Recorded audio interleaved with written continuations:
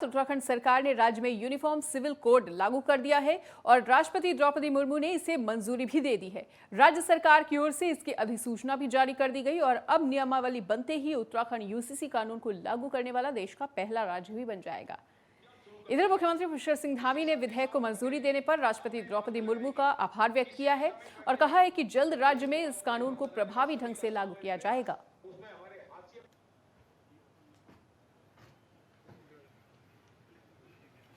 तो यूसीसी लागू करने वाला पहला राज्य बन चुका है उत्तराखंड। सीएम पुष्कर सिंह धामी ने राष्ट्रपति का आभार भी व्यक्त किया। राष्ट्रपति द्रौपदी मुर्मू ने यूसीसी कानून लागू करने को लेकर हरी झंडी दिखा दी है, प्रस्ताव को मंजूरी दे दी है और राज्य सरकार ने भी इसको लेकर नोटिफिकेशन जारी कर दिया है। तो यूसीसी लागू करने वाला पहला राज्य बन चुका है उत्तराखंड और धामी सरकार के लिए ये एक बहुत बड़ी उपलब्धि है, क्योंकि यूसीसी लागू करने वाला पहला राज्य बना है उत्तराखंड, जिसके लिए सीएम पुष्कर सिंह धामी ने राष्ट्रपति द्रौपदी मुर्मू का आभार भी व्यक्त किया। तो राज्य सरकार ने इसको लेकर नोटिफिकेशन भी जारी कर दिया है।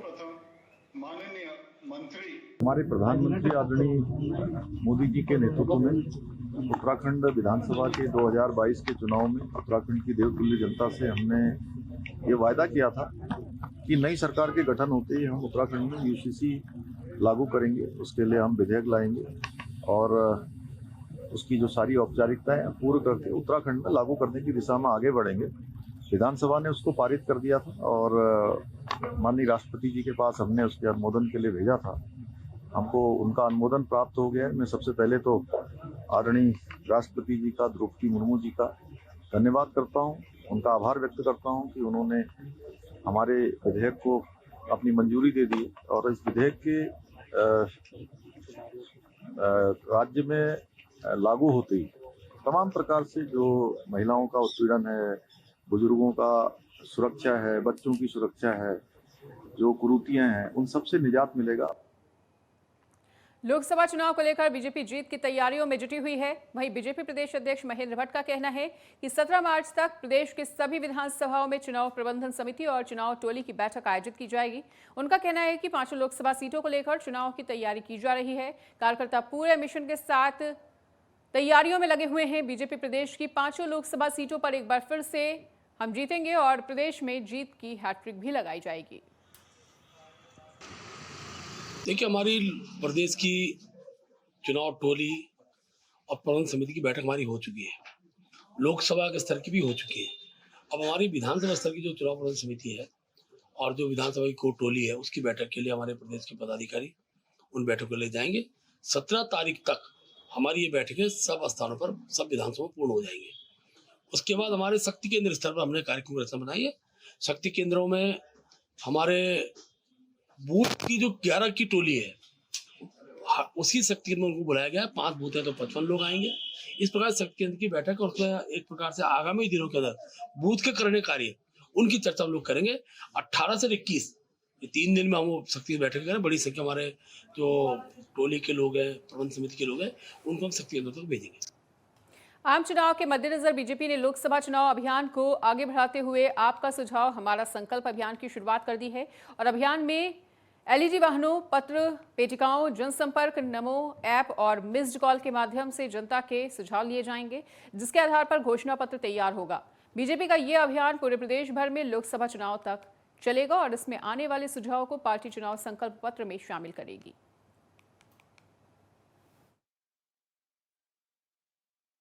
भारतीय जनता पार्टी पूरी तरह चुनावी मोड में आ चुकी है। 5 में से 3 सीटों पर हमारे प्रत्याशी घोषित हो चुके हैं। सभी लोकसभाओं में हमारे कार्यालय खुल चुके हैं। उससे नीचे विधानसभा स्तर पर कार्यालय खुलने की प्रक्रिया चल रही है। मैं समझता हूँ 1-2 दिन के अंदर सभी विधानसभाओं में हमारे चुनाव कार्यालय खुल जाएंगे। जगह जगह पर हमारी मोदी की गारंटी विकसित भारत संकल्प पत्र जो भारतीय जनता पार्टी लाने वाली है चुनाव के लिए, उसके लिए जनता के प्रत्येक वर्ग से सुझाव लिए जा रहे हैं, जगह जगह बैठ के करके। कांग्रेस ने उत्तराखंड में अपने 3 सीटों पर प्रत्याशियों का चयन कर दिया है और टिहरी सीट से जोत सिंह गुंसोला, पौड़ी सीट से गणेश गुदियाल और अल्मोड़ा सीट से प्रदीप टमटा को प्रत्याशी बनाया गया है। वहीं आपको बता दें कि कांग्रेस प्रदेश कार्यालय में आज टिहरी और पौड़ी के उम्मीदवारों का पार्टी कार्यकर्ताओं ने जोरदार स्वागत किया। इस दौरान गणेश गोदियाल का कहना है कि प्रदेश के अंदर लोकसभा चुनाव में क्षेत्रीय मुद्दों पर पार्टी जनता के बीच जा रही है, जिसमें अंकिता भंडारी हत्याकांड, पेपर लीक मामला, भर्ती घोटाला समेत कई मुद्दों को उठाने का काम करेगी। वही प्रदेश अध्यक्ष ने कहा है कि तीनों सीटों पर पार्टी के जुझारू नेताओं को उतारा गया है, जो जनता के बीच जाकर भाजपा की नाकामियों को रखने का काम करेंगे।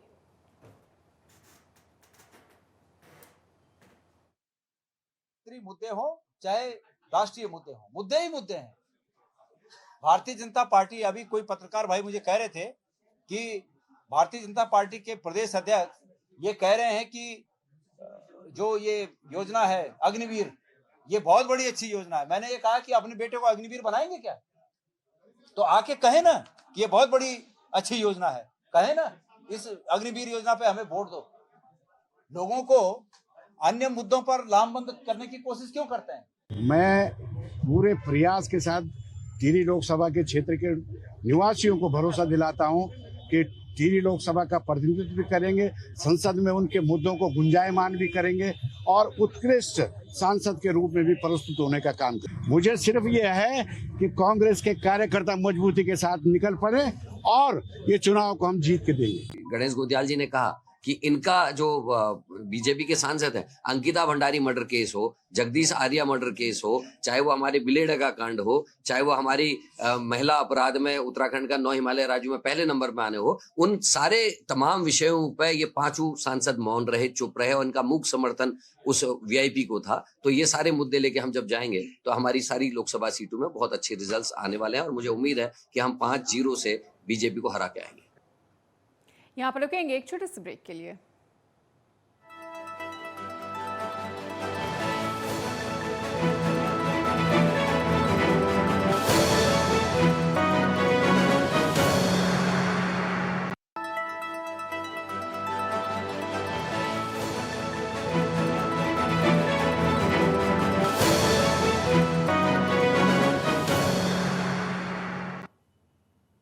ब्रेक के बाद स्वागत है। रुक करेंगे अगली खबर का। 15 मार्च को सीएम पुष्कर सिंह धामी उधम सिंह नगर के दौरे पर रहने वाले हैं, जहां जसपुर में वो लाभार्थियों के सम्मेलन में शिरकत करेंगे और बीजेपी कार्यकर्ताओं ने उनके दौरे की तैयारियां भी शुरू कर दी हैं। इसके लिए कार्यकर्ताओं की बैठक का आयोजन भी किया गया, जिसमें कार्यक्रम को सफल बनाने को लेकर चर्चा भी की गई है।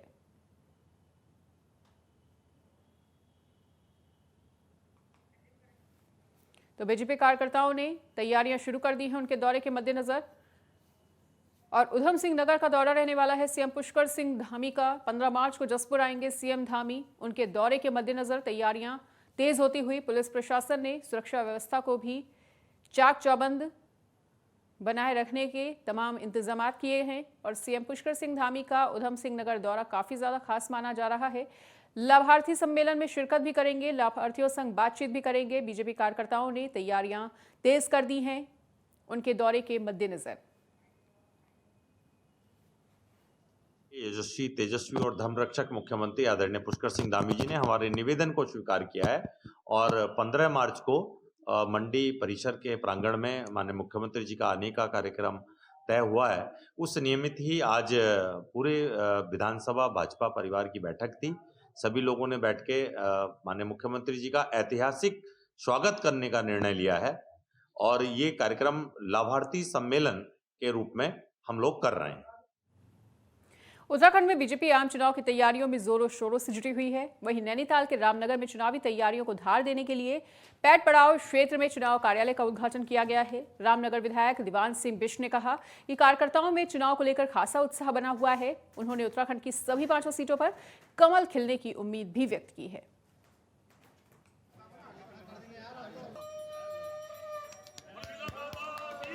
भारतीय जनता पार्टी चुनाव लड़ेगी, कमल का फूल चुनाव लड़ेगा। इसलिए हम अपना कार्यालय भी खोल रहे हैं, अपने कार्यक्रम हम सब पूरे कर रहे हैं। जो भी आएगा भारतीय जनता पार्टी का ही कोई वरिष्ठ कार्यकर्ता आएगा और हम सब लोग कमल के साथ वाले हैं, उसके विचारों से जुड़े वाले लोग हैं। आज हम सभी लोगों ने मिलकर कार्यालय का उद्घाटन किया, पूजन किया, हवन किया है। भगवान से आशा करते हैं कि वो हमको सफलता प्रदान करेगा। वह इतना ही मैं कहूँगा। उधर मसूरी में प्रशासन भी आम चुनाव की तैयारियों में जुटा हुआ है। इसी कड़ी में गुरुद्वारा चौक से लंढोर बाजार तक मतदाता जागरूकता रैली निकाली गई, जिसमें Mussoorie traders and welfare association, Mussoorie taxi car owners association, rotary और लायंस क्लब ने बढ़ चढ़कर हिस्सा लिया। इस दौरान जनता को मतदान के लिए जागरूक भी किया गया है। और आपको बताना चाहेंगे कि मसूरी के एसडीएम डॉक्टर दीपक सैनी ने कहा कि मतदान करना हर नागरिक का संवैधानिक अधिकार है, इसलिए आगामी लोकसभा चुनाव में अधिक से अधिक मतदान करके लोकतंत्र के उत्सव को सफल बनाएं।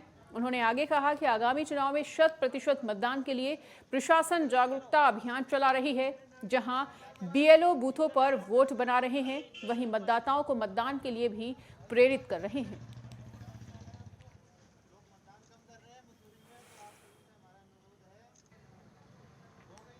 तो जनता को जागरूक करने के लिए इस तरह की रैली निकाली गई और 100% मतदान करने की अपील भी की गई है। आम चुनाव की तैयारियों में प्रशासन भी पूरी तरह से जुटा हुआ है। वही जनता को मतदान के लिए जागरूक करने के लिए मसूरी में जागरूकता रैली निकाली गई और जनता को मतदान करने के लिए जागरूक किया गया और उनसे 100% मतदान करने की अपील की गई। पौड़ी में जिला प्रशासन ने लोकसभा चुनाव की तैयारियां तेज कर दी हैं। वहीं परिवहन विभाग ने भी तैयारियों को शुरू कर दिया है। विभाग ने लोकसभा चुनाव के लिए वाहन की व्यवस्था करना शुरू किया है और संभागीय परिवहन अधिकारी द्वारका प्रसाद ने इस बाबत जानकारी दी है।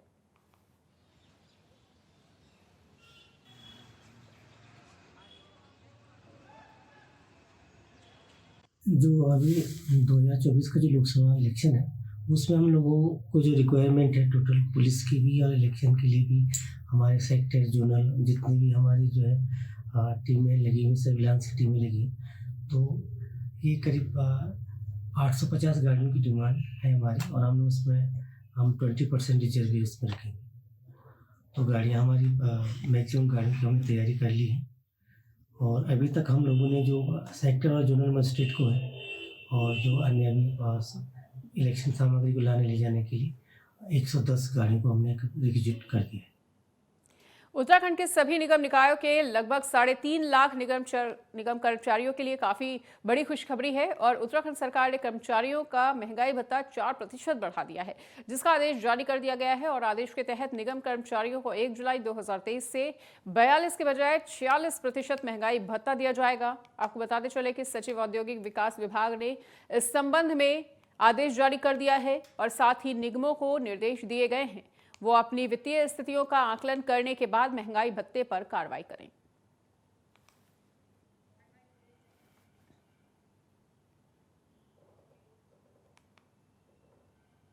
यहां पर रुकेंगे एक और छोटे से ब्रेक के लिए।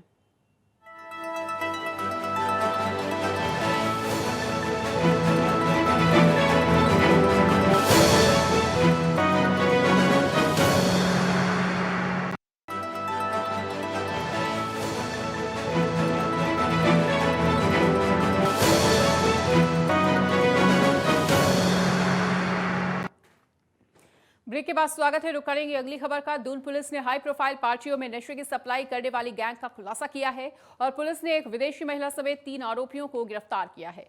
पुलिस को मौके से 16.35 ग्राम कोकीन बरामद हुई है और तीनों आरोपियों के खिलाफ पुलिस में एनडीपीएस एक्ट के तहत मुकदमा दर्ज कर लिया है। पुलिस इस मामले में आगे की कार्रवाई में जुटी हुई है। क्षेत्र में अभी कुछ दिन पूर्व जो है 3 लोग को अरेस्ट किया गया था जिनके पास से कोकीन बरामद हुई थी। प्रारंभिक जांच में पता चला था कि गैंग जो है दिल्ली से अफ्रीकन नेशनल है जो यहाँ पर सप्लाई कर रहा है। लगातार इस पर इनपुट को इकट्ठा किया जा रहा था।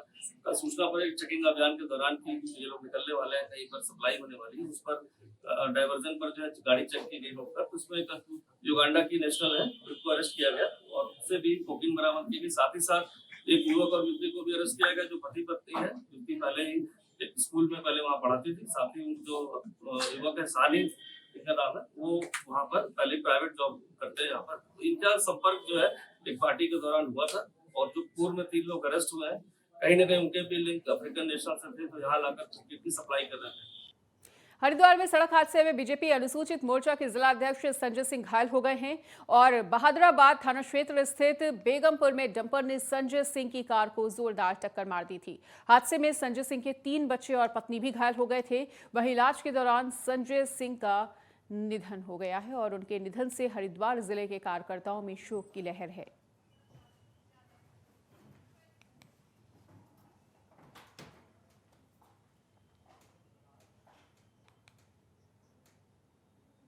उधर बागेश्वर में बड़ी तादाद में आवारा पशुओं की संख्या में इजाफा होने से किसानों की फसलों को भारी नुकसान हो रहा है और कई बार ग्रामीणों ने नगर पालिका सहित जिला प्रशासन से भी आवारा पशुओं से निजात दिलाने की मांग की है, लेकिन शिकायत पर अब तक कुछ भी कार्रवाई नहीं हुई।